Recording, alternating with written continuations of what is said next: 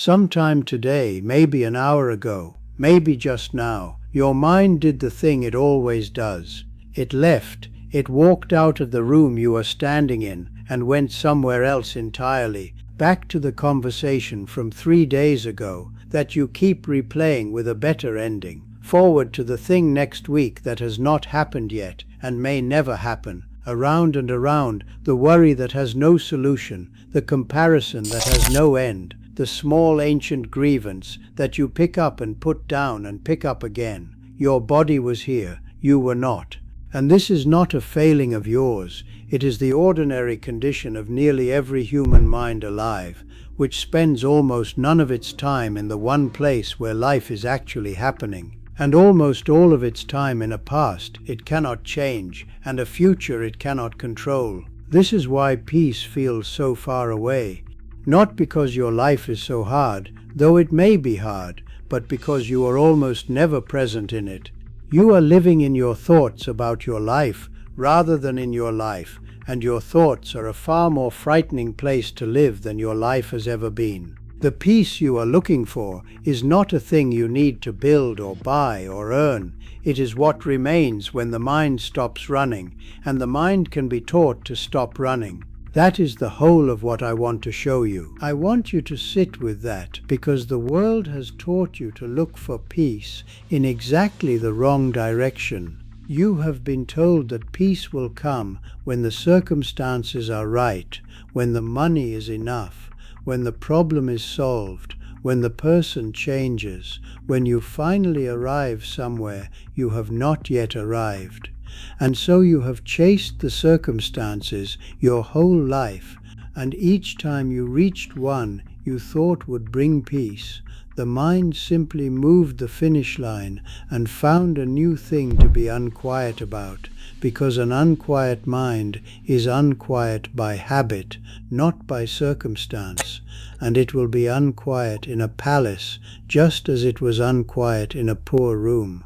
There is another way, very old, and it does not ask you to fix your circumstances first. It works on the mind itself, the thing that was actually generating the unpeace all along, and it works no matter what your circumstances are, which is why the people who discovered it were so often people who had nothing. I am going to give you 8 of these old understandings, 8 ways of seeing that quiet the running mind, and any one of them, truly grasped, can change the texture of an entire life. My name is Jigme Dorji.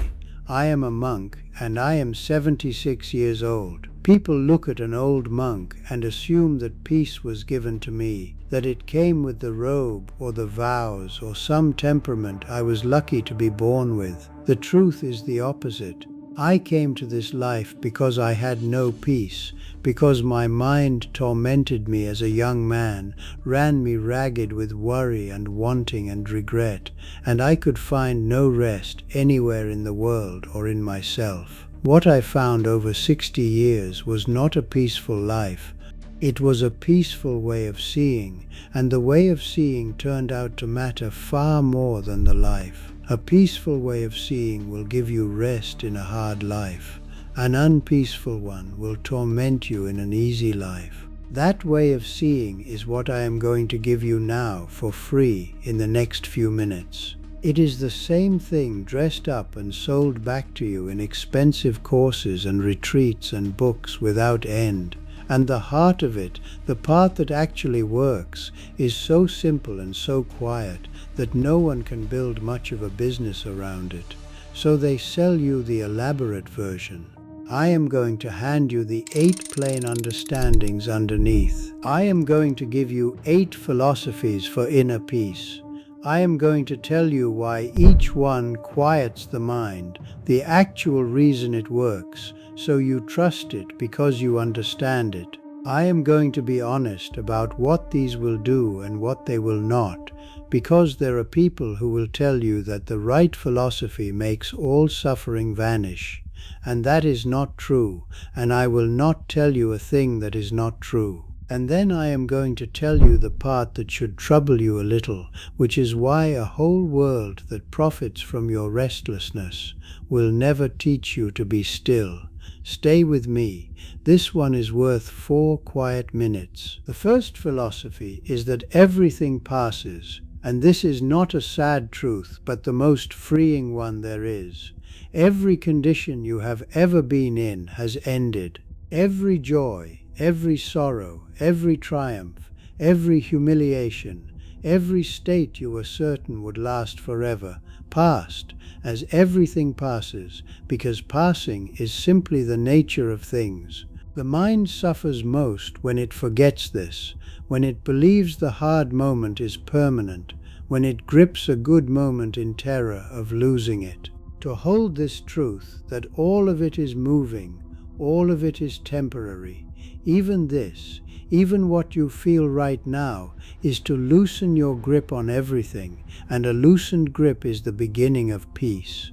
The bad will pass, so you need not despair. The good will pass, so you must be present for it now. Hold everything lightly, because you are holding water, and water was never meant to be gripped. The second philosophy is that your suffering comes not from what happens, but from your resistance to what happens. Pain arrives in every life. This is unavoidable. But suffering, the long ache, the torment that lasts, is something the mind adds on top of the pain by refusing to accept it, by insisting that reality should be other than it is. The rain falls, and the first person curses it and is miserable. The rain falls, and the second person accepts it and is merely wet. The event is identical. The suffering is entirely in the resistance. This does not mean you become passive, that you do not work to change what can be changed. It means you stop fighting what has already happened, what cannot now be otherwise, and in that acceptance the second arrow, the one the mind fires into itself, simply falls to the ground unfired. Accept what is, fully, and you will find that most of your suffering was never in the thing itself. It was in your war against it. The third philosophy is the one most people skip, which is a shame, because it dissolves more misery than almost any other, and it is this: you are not your thoughts. The thought arises, this is true, but you are the one aware of the thought, the space in which it appears, and that is something else entirely. Most people are so fused with their thinking that every thought that passes through is taken as a command, a truth, a self. The anxious thought arises and they become anxious. The angry thought arises and they become anger. But a thought is only a thought, a passing weather, and you are the sky it passes through, not the weather. My old teacher said to me once, and I have never been able to shake it, you are not the storm, you are the mountain the storm moves across. And the storm has never once moved the mountain. To learn to watch your thoughts instead of being swept away by them. To say quietly, there is an anxious thought, rather than I am so anxious, is to find the one piece of solid ground beneath all the weather. You are the awareness, not the thought. Rest there. The fourth philosophy is that craving is the root of unrest, and contentment is its cure. The mind is a machine of wanting. It gets the thing it wanted and rests for a single moment, and then immediately wants the next thing, and the next, forever. And a person who lives at the mercy of this machine is never at peace for more than that single moment, because there is always a next want already forming. The old understanding is that peace does not come from satisfying the wanting, which can never be finally satisfied, but from seeing the wanting clearly and loosening its hold, from learning to rest in what already is, which is called contentment, and which is not the same as having everything, but is in fact the opposite, the discovery that you already have enough. The person who wants nothing in this moment is, in this moment, perfectly rich. Notice the wanting. And instead of obeying it, simply be content with what is in front of you now, and you will taste a peace that no acquisition has ever given you. The fifth philosophy is that holding resentment is a fire you light in your own hands. When someone wrongs you and you carry the anger, replay the injury, nurse the grievance, you believe you are holding it against them, but they feel none of it. The fire burns only you, your own peace, your own heart, while the one who wronged you sleeps untroubled. To forgive in this old understanding is not a gift you give the other person, and not a statement that what they did was acceptable. It is a gift you give yourself, the setting down of a hot coal you have been gripping, the ending of a fire that was only ever burning you. You release the resentment, not because they deserve release, but because you deserve peace, and you cannot have peace with both hands full of fire. Set down the coal. It was never hurting them. It was only ever hurting you. The sixth philosophy is compassion, the understanding that every person you meet, including the ones who wrong you, is fighting a hard and hidden battle and is acting, however badly, out of their own suffering. The person who was cruel to you was passing on a cruelty done to them. The person who failed you was drowning in something you could not see. This is not an excuse for their behavior, and it does not mean you accept harm. It is a way of seeing that softens your own heart, that releases you from the exhausting work of judgment and condemnation, that lets you meet even difficulty with a kind of understanding rather than a clenched fist. And here is the part that surprises people. Compassion is not mainly a gift to the other person. It is a state of your own being, and it is a peaceful one, far more peaceful than its opposite. A heart full of understanding is at rest. A heart full of judgment is at war. Choose the one that lets you rest. The seventh philosophy is that this present moment is the only place that peace can ever be found, because it is the only place that actually exists. The past is a memory occurring now in the mind. The future is an imagination occurring now in the mind. The only thing that has ever truly existed or ever will is this moment here, and yet the mind spends nearly all its time in the two places that do not exist, and finds no peace there because there is no peace to be found in a place that is not real. To return again and again to the present, to the breath, to the feeling of your own hands, to the actual sounds in the actual room, is to come home to the only place peace has ever lived. You do not have to make the present moment peaceful. The present moment is already peaceful. It is only your thoughts about past and future that are not. Come back to now, and you arrive where the peace was waiting all along. The eighth philosophy is the one that holds all the others together, and it is this: peace is a practice, not a possession, a returning rather than an arriving. You will not grasp these 8 understandings once and be finished, calm forever.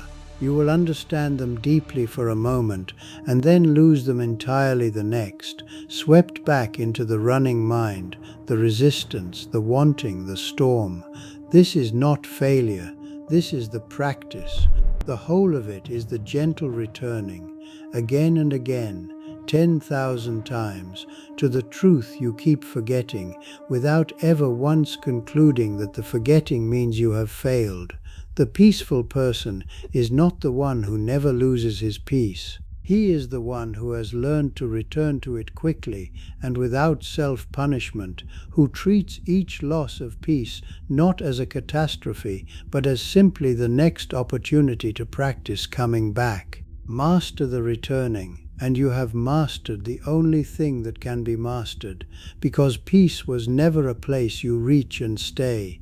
It is a path you walk, step after step, back toward the same quiet forever. That is the whole of it. Everything passes. Suffering lives in resistance. You are not your thoughts. Craving is the root of unrest.